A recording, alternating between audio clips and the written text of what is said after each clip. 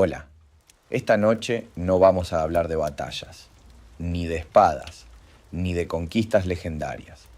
Vamos a hablar de algo mucho más mundano, más cotidiano, más íntimo, y sin embargo, igual de brutal. Vamos a hablar de la comida, pero no de cualquier comida. Hoy vamos a sentarnos a la mesa de un rey medieval, con copas de oro, banquetes interminables y platos que harían llorar a cualquier nutricionista moderno. Pero cuidado, porque entre esos manteles de seda y esos lechones asados enteros, también hay enfermedad, podredumbre y muerte, porque por más trono que tengas, si comes como un dios, pero vivís como en el siglo XIII, igual terminás bajo tierra, y más pronto de lo que crees. Así que apagá la luz, acomódate y abrí bien el apetito, porque lo que vas a escuchar esta noche te va a dejar con hambre, pero no de comida, de respuestas. Te despertás en un palacio de piedra fría, aferrado a una sábana bordada con hilos de oro, aunque debajo hace un frío que ni el oro puede calentar. Sos el rey, rey de todo esto, del castillo, del pueblo, de las tierras hasta donde alcanza la vista, y también rey de tus dolores de estómago, porque anoche cenaste como si el mundo se fuera a acabar, y ahora tu cuerpo te lo está recordando. La primera comida del día no se llama desayuno, se llama romper el ayuno, y se hace con calma, con ceremonia y con ingredientes que hoy harían vomitar a un nutricionista. El rey no se levanta y pide un café con leche. Pide carne.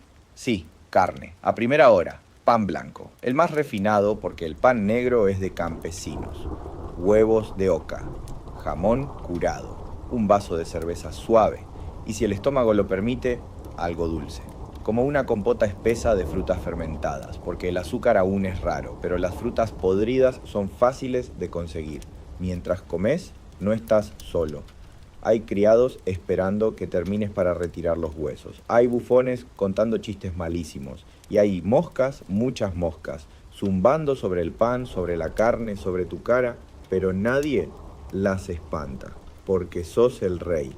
Y las moscas también lo saben. La comida no se sirve en platos individuales, se sirve en grandes fuentes, al centro. Y todos agarran lo que pueden con la mano. El cuchillo es personal. La cuchara, si tenés suerte. Tenés un mantel que rara vez se lava. Y un mantel individual hecho con tu propia manga. Porque sí, los nobles medievales se limpian la boca con la manga, con elegancia, claro.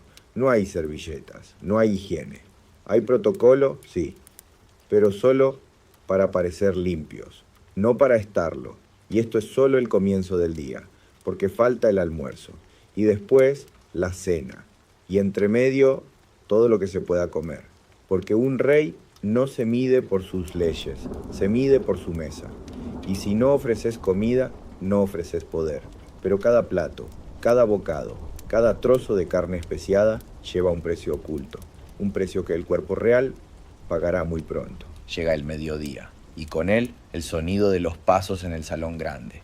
Piedra contra suela, cadenas, copas de metal. El rey entra, todos se levantan, se acomoda en su silla, alta, incómoda, más pensada para impresionar que para descansar. Y frente a él, una mesa interminable, cubierta con telas bordadas, cubierta de platos, cubierta de promesas. Es la hora del banquete, pero no cualquier banquete, uno como solo los reyes pueden darse, y por eso también uno como solo ellos pueden pagar con la vida. El primer plato puede ser un cerdo entero, asado con miel, relleno con frutas y decorado con pan teñido de colores. Después, cisne, sí, cisne, con las plumas puestas nuevamente, para que parezca que está vivo. Porque lo importante no es solo comer, es mostrar lo que podés comer. Luego vienen las sopas, guisos espesos, salsas tan picantes que te hacen llorar, especias traídas desde tierras lejanas, porque el sabor es símbolo de riqueza. Y como todo está tan condimentado, nadie sabe si algo está podrido. El veneno real ya está en el plato, pero disfrazado. No hay refrigeración, no hay fecha de vencimiento. No hay bacterias en la mente de nadie. pero están en la comida. Los platos son de estaño, el vino de metal, y muchos reyes comían sobre plomo. Lo que no sabían es que el plomo envenena lento, enferma el estómago, debilita los huesos, causa locura. Y mientras el pueblo muere por hambre, el rey se envenena por exceso. En la mesa nadie mastica con calma. No hay modales modernos. Hay hambre, hay gula y hay espectáculo. Juglares, músicos, acróbatas, animales disecados como centro de mesa, pasteles rellenos de aves vivas. Sí, vivas, que salían volando cuando el cuchillo cortaba el hojaldre, para sorprender, para impresionar, para recordar que el poder también se digiere. Y el rey ríe, bebe, come más, porque decir no tengo hambre es un insulto, porque rechazar un plato es rechazar la lealtad de quien lo preparó, porque vivir es comer, y morir también. Y cuando el banquete termina, el rey se retira lento, con el estómago inflamado, con los dientes oscuros, con los intestinos al borde del colapso, y se acuesta, en una cama decorada, en una habitación sin baño, con un balde a los pies y con la certeza de que mañana volverá a empezar. En las cocinas del castillo el ambiente era otro mundo. Calor sofocante, humo pegajoso y un silencio solo roto por el ruido de cuchillos, ollas hirviendo y órdenes gritadas. Los cocineros del rey no eran simples sirvientes, eran alquimistas del apetito, magos del aroma, pero también eran esclavos del capricho real.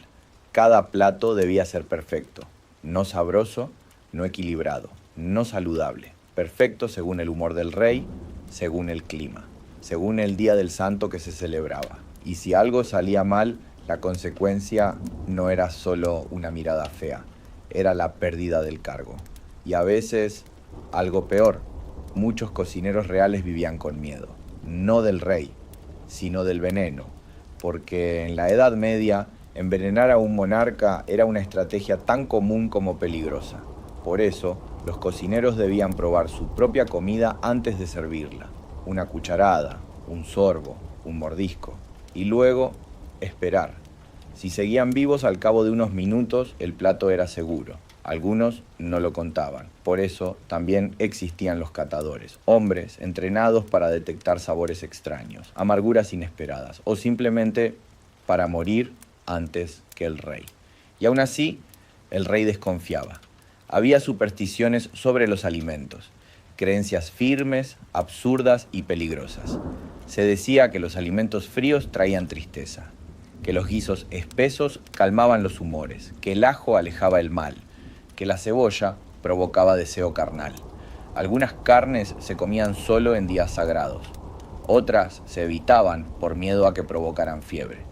Había reyes que no comían pescado de río, pero sí de mar, que no tomaban leche, pero sí crema batida con miel y vinagre.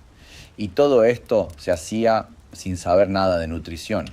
Los libros de cocina medieval eran más recetas espirituales que gastronómicas.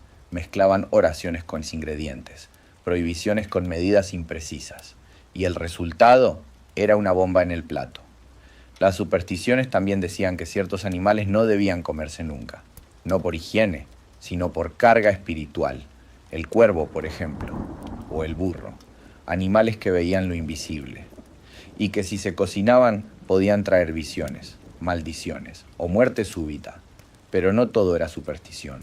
También había lujo desmedido, huevos de cisne hervidos en leche de almendra, corazones de paloma en salsa de vino, lenguas de ternera mezcladas con flores, animales disecados y rearmados para parecer míticos, pavos con alas de ganso, ovejas con cabeza de cerdo, conejos pintados de azul, porque más importante que el sabor era el espectáculo. Y si alguien vomitaba del asco, el problema era suyo, no del plato. Los cocineros sabían todo esto, y también sabían que sus vidas dependían de la digestión ajena. Un mal plato, una mala noche, un estómago revuelto del rey, y la cabeza del cocinero podía acabar rodando, literalmente. Por eso, cocinar para el rey no era un arte, era una forma de jugarse la vida, cada día, cada plato, cada vez que se servía una copa de vino o se abría una tapa de plata, porque la muerte podía esconderse en la salsa. Y nadie estaba a salvo. Pero incluso en la muerte, el apetito del rey dejaba huellas, porque cuando un rey moría, no solo se enterraba su cuerpo, también se enterraban sus secretos. Y uno de ellos, el más visible, era lo que quedaba de sus órganos. Durante siglos, los cronistas dejaron constancia de autopsias reales informales, de médicos que, al abrir el vientre del monarca, encontraban cosas que no debían estar ahí. Restos de carne sin digerir, capas de grasa envueltas en infecciones, vesículas explotadas, estómagos endurecidos por años de exceso. El cuerpo de un rey era, muchas veces, un mapa del colapso, un archivo de lo que jamás se debía haber comido. Y sin embargo, se repetía. Después del funeral, la cocina del castillo no se detenía. Se elegía un nuevo rey y con él una nueva dieta, que en realidad era la misma, porque la tradición pesaba más que la experiencia, porque el poder tenía hambre de sí mismo. Se decía que los cocineros, al saber que su antiguo señor había muerto por su propia gula, se persignaban en silencio antes de volver a encender los fuegos, y que algunos incluso ayunaban 3 días, como penitencia simbólica, no por fe, por culpa. Los catadores, por su parte, solían desaparecer por un tiempo. No querían arriesgarse a servir a un rey que aún no sabían si tenía enemigos, porque la comida seguía siendo arma, y el trono seguía siendo blanco. Pero el pueblo miraba todo esto con distancia. Ellos comían pan duro, sopa de nabo, algo de queso si había suerte. Veían a sus reyes morir de tanto comer, mientras ellos sobrevivían por comer poco. Y en las tabernas alguien siempre decía lo mismo: el rey muere de lleno y nosotros de vacíos. Pero a veces no era tan así, porque durante las grandes hambrunas, cuando el pueblo se moría de verdad, las mesas reales seguían llenas. Y eso también traía consecuencias: el odio, la envidia, la sospecha. Se decía que los alimentos nobles estaban malditos, que quien comía demasiado en tiempos de hambre se llenaba de tristeza, que los banquetes en épocas de peste atraían a los demonios, que el alma se intoxicaba junto con el cuerpo.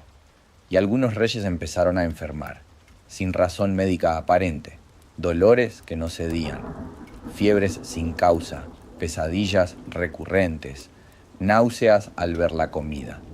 Los médicos hablaban de melancolía real, de un desequilibrio profundo del espíritu, pero en las aldeas se decía otra cosa. El hambre del pueblo pesa sobre el estómago del rey, y por eso algunos reyes dejaron de comer en público. Mandaban preparar los platos, pero los comían solos, en silencio, con vergüenza, porque entendieron, aunque tarde, que el banquete de uno era la maldición de muchos. Y eso, ni el oro, ni el vino, ni los rezos podían digerirlo. Y ahora que sabes lo que comía un rey medieval, quizás te des cuenta de algo, que el poder no siempre da salud, que el exceso no es sinónimo de bienestar, y que incluso los más grandes también se pudren por dentro, porque por más oro que haya en tu mesa, por más criados que llenen tus copas, por más fuegos encendidos en tu cocina, nada de eso alcanza si olvidas cómo escuchar a tu cuerpo. Ni un trono, ni una corona, ni una corte entera puede salvarte de lo que elegís poner en tu boca, todos los días, durante años. Los reyes no morían por traición, morían por costumbre, por orgullo, por una mesa que no supieron abandonar a tiempo. Y tal vez, en ese silencio entre plato y plato, estaba el verdadero castigo. No el veneno en la copa, sino el vacío en el alma. Gracias por quedarte hasta el final. Si esta historia te acompañó esta noche, si te hizo imaginar, aprender o simplemente respirar más lento, podés dejar tu like, suscribirte al canal y contarme desde dónde estás escuchando. Nos vemos muy pronto en otra historia aburrida, de esas que, aunque no lo parezcan, todavía tienen mucho por decir. Buenas noches y que descanses.